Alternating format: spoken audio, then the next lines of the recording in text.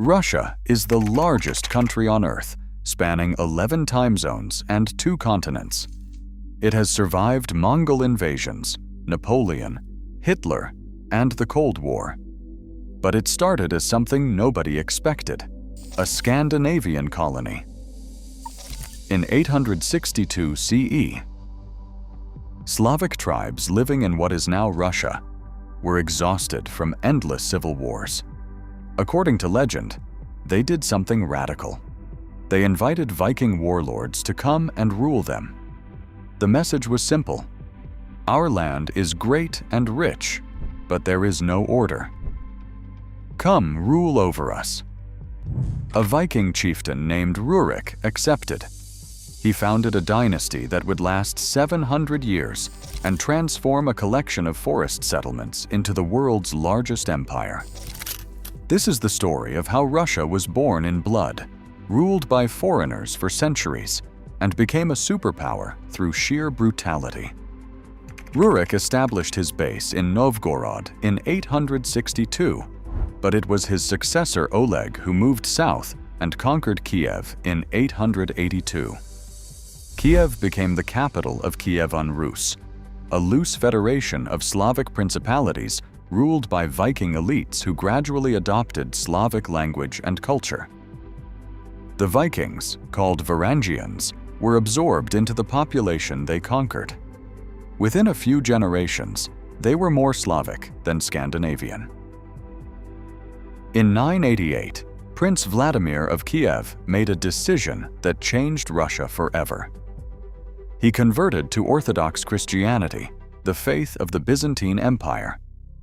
According to the chronicles, Vladimir sent envoys to investigate different religions. They visited Muslim lands and found them joyless because they forbade alcohol. They visited Catholic lands and found the churches plain. When they entered the Hagia Sophia in Constantinople, they said they knew not whether they were in heaven or on earth. Vladimir chose Orthodox Christianity, baptized his people by force, and tied Russia to Byzantium instead of Catholic Europe. This choice would isolate Russia from the West for centuries. Kievan Rus prospered for 200 years. Kiev became one of Europe's largest cities, with a population of over 50,000. Trade flourished along rivers connecting the Baltic Sea to the Black Sea. Russian merchants sold furs, honey, and slaves to Constantinople and brought back silk, wine, and books. But the Golden Age did not last. In 1237, the Mongols arrived. Batu Khan, grandson of Genghis Khan, led an army of 150,000 horsemen into Russia. They moved with terrifying speed, destroying one city after another. In 1240, they sacked Kiev, slaughtering tens of thousands and burning the city to ruins. Archaeologists have found mass graves from this period showing evidence of massacre. Estimates suggest the Mongols killed up to half of Rus's population. The survivors became subjects of the Golden Horde, a Mongol Khanate that ruled Russia for the next 240 years.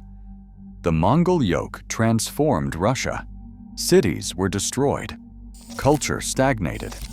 The population lived in fear. But out of the ashes, a new power emerged. Moscow. Moscow was a small, insignificant town before the Mongols, but its princes were ruthless pragmatists. They became the Mongols' favorite tax collectors, traveling across Russia, extracting tribute from other principalities. The Moscow princes kept a portion for themselves, growing rich and powerful by serving their Mongol overlords. They crushed rival cities, absorbed their territories, and built Moscow into the strongest Russian state. By 1480, Grand Prince Ivan III of Moscow decided Russia had suffered enough. When the Mongols demanded tribute, Ivan refused. The Mongol army marched to the Ugra River to force submission. The Russian army met them. For weeks, the two forces faced each other across the river. Then something unexpected happened. The Mongols retreated without fighting. After 240 years, the Mongol yoke was broken. Russia was free. Ivan III declared himself ruler of all Russia, married a Byzantine princess, and adopted the double-headed eagle as Russia's symbol. He called Moscow the Third Rome, claiming it inherited the authority of the Roman and Byzantine empires. But it was his grandson who took this claim to its logical extreme. In 1547, 16-year-old Ivan IV was crowned not as Grand Prince, but as Tsar, a title derived from Caesar, meaning emperor. History would remember him as Ivan the Terrible. In his early reign, Ivan was a reformer. He codified laws, created a standing army, and expanded Russia eastward, conquering the Tatar Khanates of Kazan and Astrakhan. Russia now stretched to the Caspian Sea. But then Ivan's wife Anastasia died in 1560. Ivan became convinced she was poisoned by boyars, the Russian nobility. He descended into paranoia and rage. In 1565, he created the Oprichnina, a territory directly controlled by him and governed by a force of 6,000 black-robed horsemen called oprichniki. They served as Ivan's secret police, terrorizing anyone suspected of disloyalty. Historians estimate they killed between 10,000 and 60,000 people. Entire families were executed. Cities were sacked. Novgorod, the ancient Viking capital, was destroyed. Thousands were massacred on Ivan's orders. In 1581, during an argument, Ivan struck his own son and heir Ivan Ivanovich with his iron-tipped staff. The blow killed him.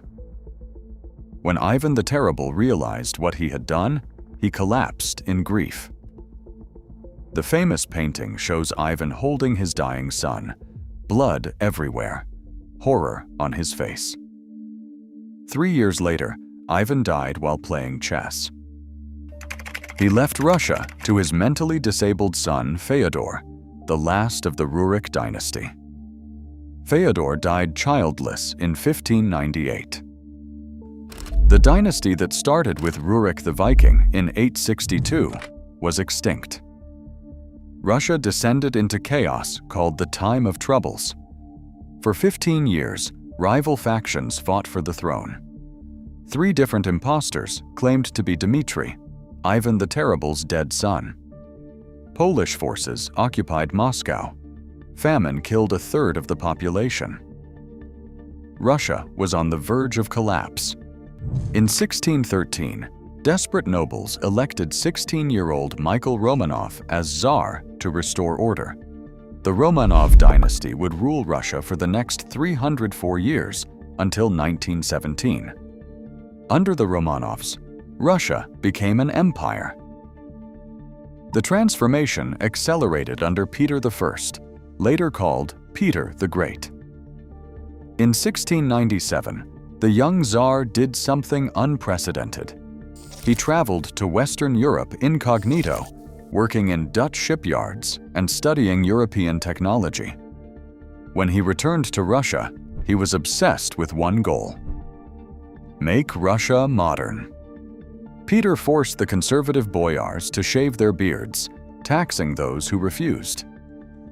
He built a new capital, St. Petersburg, on swampland near the Baltic Sea. Over 100,000 workers died constructing it from malaria, flooding, and exhaustion. But Peter did not care. He needed a window to Europe. He created a European-style military, fought Sweden in the Great Northern War from 1700 to 1721, and won. In 1721, Peter proclaimed Russia an empire. The Viking colony had become a European power. Peter's successors continued expanding. Catherine II, known as Catherine the Great, was a German princess who who married into the Romanovs. In 1762, she overthrew her incompetent husband, Peter III, in a palace coup. 8 days later, Peter was murdered by Catherine's supporters. Catherine ruled for 34 years, expanding Russia south to the Black Sea. She annexed Crimea in 1783 and partitioned Poland 3 times from 1772 to 1795, erasing it from the map. By her death in 1796, Russia was one of Europe's great powers. But expansion came with a cost. Russia's economy remained backward. 90% of the population were serfs, peasants bound to the land and owned by nobles. While Europe industrialized, Russia stagnated. The gap widened.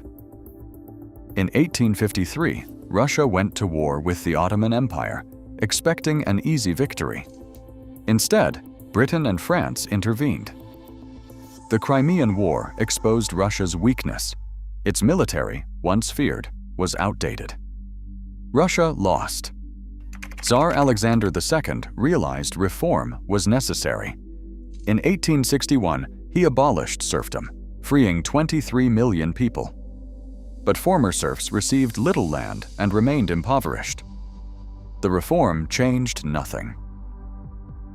Russia's decline accelerated. In 1904, Russia went to war with Japan over control of Korea and Manchuria. Japan destroyed Russia's Pacific Fleet, then its Baltic Fleet, which had sailed halfway around the world only to be annihilated at Tsushima. Russia, a European great power, had been defeated by an Asian nation. The humiliation sparked the revolution of 1905. Workers struck. Peasants revolted. Tsar Nicholas II was forced to create Russia's first parliament, the Duma. But real power remained with the Tsar. Then came World War I. Russia entered the war in 1914 with the world's largest army, but poor leadership and worse logistics. Millions of soldiers died. Supplies ran out. Cities starved. In February 1917, bread riots erupted in St. Petersburg. Soldiers refused to fire on protesters. The military abandoned the Tsar. On March 15, 1917, Nicholas II abdicated. The Romanov dynasty was over. 1,055 years of Russian monarchy ended. 8 months later, the Bolsheviks seized power. In July 1918, Nicholas, his wife Alexandra, and their 5 children were executed by firing squad in a basement in Yekaterinburg. The Tsarist era was finished. Russia's story is a cycle of conquest and subjugation. Ruled by Vikings, crushed by Mongols, rebuilt by ruthless princes, expanded by brutal emperors. It survived by adopting the tactics of its conquerors. The Mongols taught Russia to centralize power through terror. Peter and Catherine taught Russia to compete with Europe through forced modernization. But Russia never fully caught up. It remained trapped between East and West, European in ambition, but Asian in methods. The question that haunted Russia for 1,000 years still haunts it today. Can you become modern without becoming Western? Can you build a great power through force alone? Russia's history suggests the answer is yes, but at a cost measured in millions of lives. If you want more complete histories of empires built on blood and ambition, subscribe to Epic Rundown for a new documentary every week.